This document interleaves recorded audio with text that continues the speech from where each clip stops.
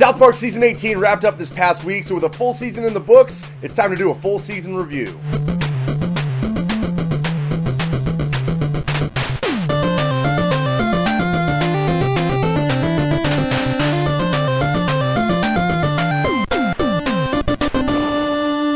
In case you missed my review of the first half of Season 18, you can check that out right here. And since I already largely tackled the first 5 episodes of the season, I'm only going to lightly touch on them here. And since something like a full season of South Park won't really fit into my normal criteria for full reviews, we're just going to kind of wing it this time, so here we go.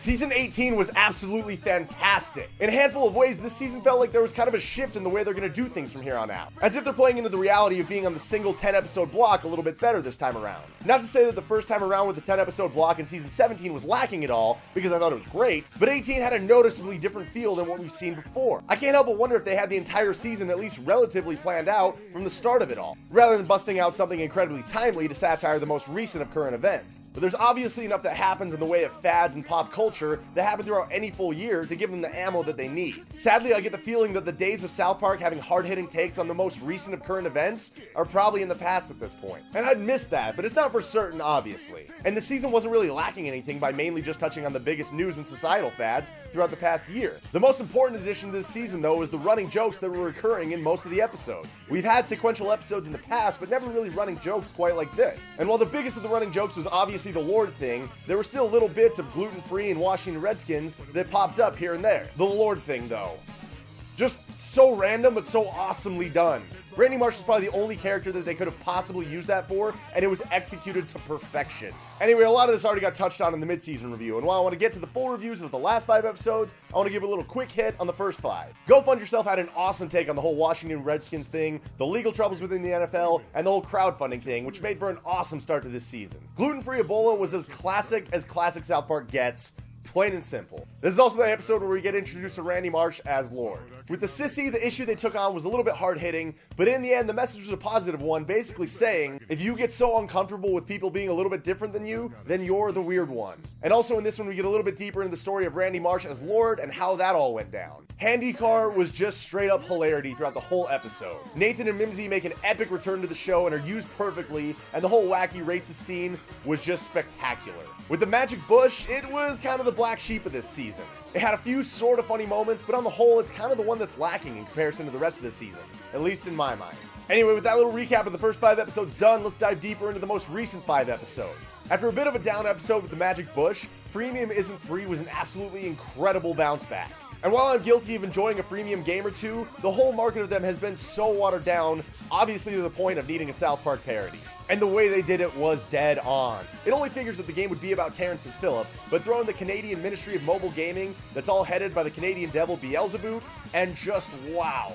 We also get to enjoy some classic Satan in this episode, which is rare these days, but I like that they don't overuse his character. Grounded Vindaloop was pretty random, but still pretty funny. It had a lot of Cartman messing with Butters, which is pretty much a can't-miss thing to include in a South Park episode. But it spirals into this whole thing with nobody knowing what's real and what's virtual reality within the world of the Oculus Rift headset. We also get introduced to customer service guy, who my gut tells me we're going to see in an episode down the road in a season or two. At least I hope so. In Cock Magic, the dudes are all fired up over the epic battles taking place in the card game Magic the Gathering, which leads them into this whole seedy underbelly of roosters playing each other in the game. From there, they get swept up in the rest of the world of Cock Magic, which is darker and more sinister than they ever imagined. All the while, Randy Marsh is going old school Randy Marsh and getting swept up in his own excitement over what he defines as Cock Magic.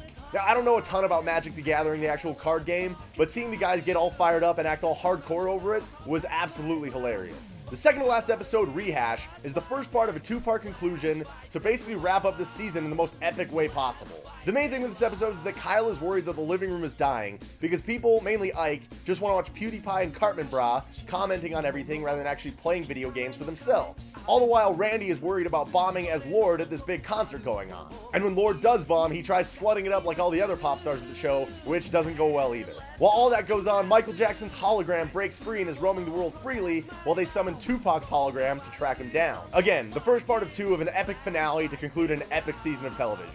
And seemingly all too soon, Season 18 came to a close with happy holograms. The episode opens with a poem by Kyle that seems to have a lot of the tenderness that South Park so often has when it comes to Christmas episodes. In response to his plea to save the living room, a giant TV Christmas spectacular is scheduled featuring a lot of celebrities and a lot of celebrity holograms. Things go crazy from there between the commenting from Cartman Bra, the Twitter feed they have on the show to measure their trending, the repeated jabs at racist police officers, and brilliant callbacks to every running joke that appeared in season 18. It was just a completely epic finale that no describing could do full justice. You just need to watch it. And even though I very much thought that the "We Believe in You" part at the end of the episode was going to bring Mr. Hanky back into the fold, I did think it was pretty cool that they actually got PewDiePie to participate in the episode. If nothing else, it was really fitting. On the whole, this season was absolutely great, but really pretty much every season of South Park is. This one felt a little bit more unique though, because they tried some new things this time around, and those new things actually worked really well. It's kind of the first time in a long time that there feels like there's been kind of a shift in the way they do these episodes. It was a risk, but they did it well, and it still stayed true to everything that makes South Park great. And if they continue with this style in the next year and the year after, I can't wait to see what comes about from it. I just hope they extend South Park past the end of the current contract that runs through 2016, because the show has not lost any steam in my mind. With a handful of incredible episodes this season, a handful more that were very good, and really just one that was only marginally funny in my mind, I would rate season 18 of South Park a 9.5 out of 10. So that's my thoughts on this damn near perfect season of South Park. If you have your own thoughts, please hit up the comments below and let them be heard. Also, if you like this video, please click the thumbs up below, and if you haven't subscribed yet, please do so. But above all else, everybody, thank you so much for watching. Suck on my chocolate salted balls. Stick 'em in your mouth and suck 'em.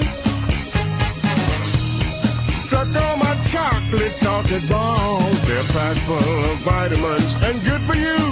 So suck on my balls.